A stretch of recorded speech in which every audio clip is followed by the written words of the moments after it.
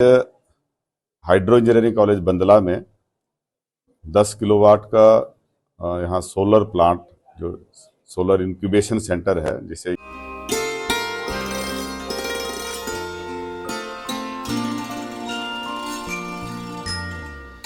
प्राकृतिक वैभव से परिपूर्ण हिमाचल प्रदेश की चोटियां, नदियां, झरने और यहाँ का कण कण अपनी समृद्ध सांस्कृतिक विरासत की गवाही देता है। आध्यात्मिक शांति से भरे वातावरण में यहाँ के भोले भाले और मेहनती लोग सकारात्मक ऊर्जा से संचारित रहते हैं। नाम मात्र के संसाधनों से विकास यात्रा शुरू करने वाला ये पहाड़ी प्रदेश आज जिन ऊंचाइयों पर पहुंचा है वो प्रदेश के मेहनतकश और भोले भाले लोगों की कड़ी मेहनत, ईमानदारी और दृढ़ संकल्प का प्रतिफल है।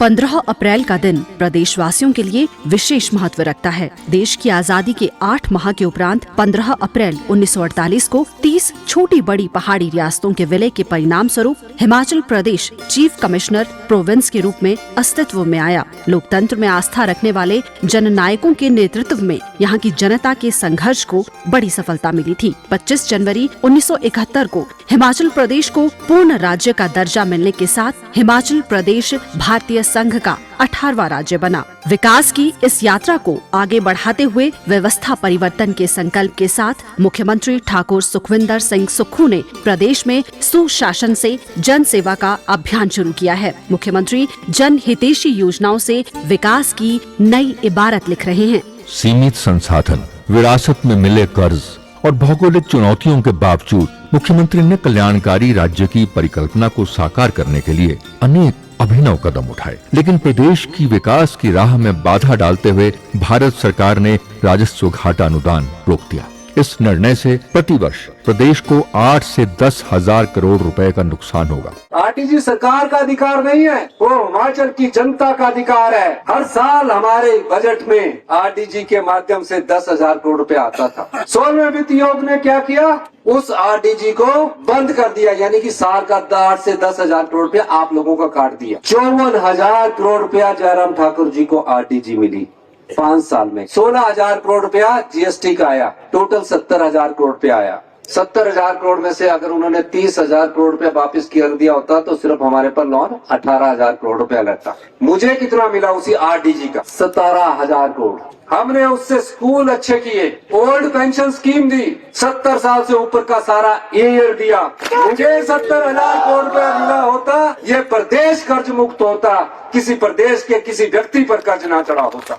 जहां आरटीजी रोकने का ये निर्णय प्रदेशवासियों के हितों का हनन है, वहीं मुख्यमंत्री दृढ़ संकल्प के साथ विकास पथ पर आने वाली हर बाधा को पार कर हिमाचल को आत्मनिर्भरता और खुशहाली के पथ पर अग्रसर कर रहे हैं। प्रदेश सरकार प्रतिबद्धता के साथ जनता के साथ किए वायदों को चरणबद्ध तरीके से पूरा कर रही है। प्रदेश के स्वास्थ्य संस्थानों का कायाकल्प किया जा रहा है और स्वास्थ्य संस्थानों को अत्याधुनिक मशीनों से लैस किया जा रहा है। अटल सुपर स्पेशलिटीज आयुर्विज्ञान संस्थान चमियाना, टांडा मेडिकल कॉलेज, नेर चौक मेडिकल कॉलेज और आईजीएमसी शिमला में रोबोटिक सर्जरी शुरू कर हिमाचल ने ऐतिहासिक उपलब्धि हासिल की है। प्रदेश में मेडिकल टेक्नोलॉजी को सुदृढ़ करने के लिए सभी स्वास्थ्य संस्थानों में 20 वर्ष से पुराने उपकरणों को नए स्वास्थ्य उपकरणों से बदला जा रहा है। इस क्रम में इंदिरा गांधी मेडिकल कॉलेज शिमला में 3 टेस्ला MRI मशीन भी स्थापित की गई है। इसके साथ मरीजों के लिए पेट स्कैन की सुविधा भी शुरू की गई है।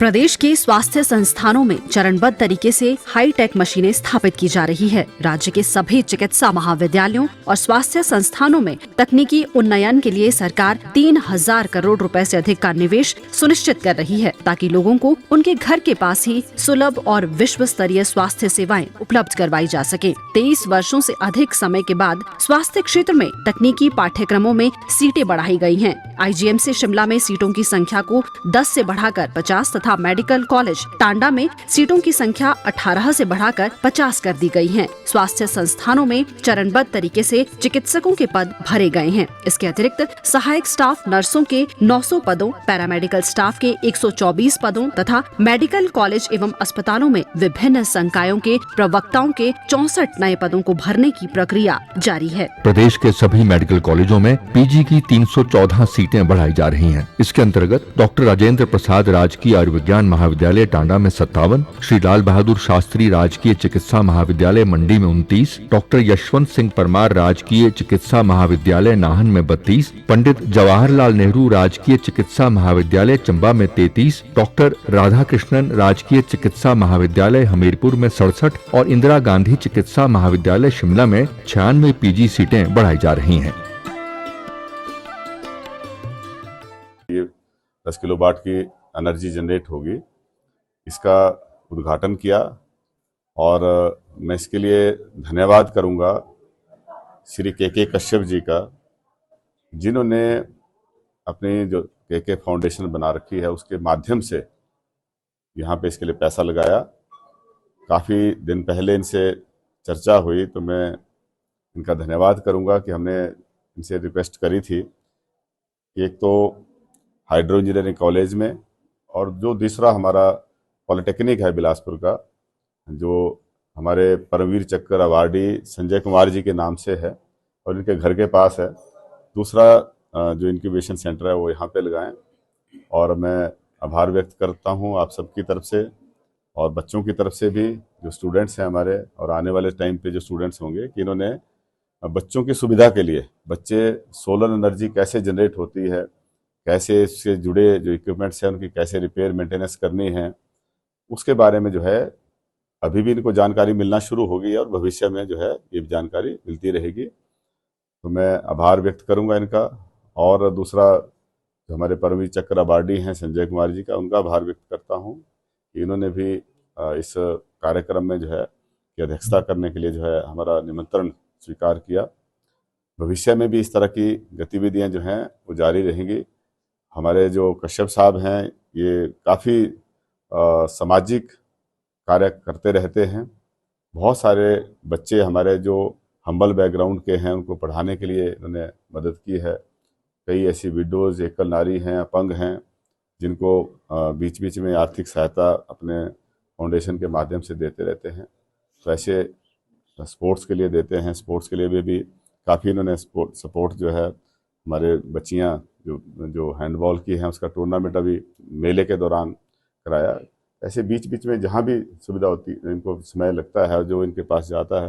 अभी हमारा किक बॉक्सर है लड़का अखिल, जिसने वर्ल्ड चैंपियनशिप जीती है, उसको भी पूरा खर्चा इन्होंने बच्चे को फॉरेन भेजने से लेके उसका रहने का, ट्रैवलिंग का सब खर्चा इन्होंने बियर किया।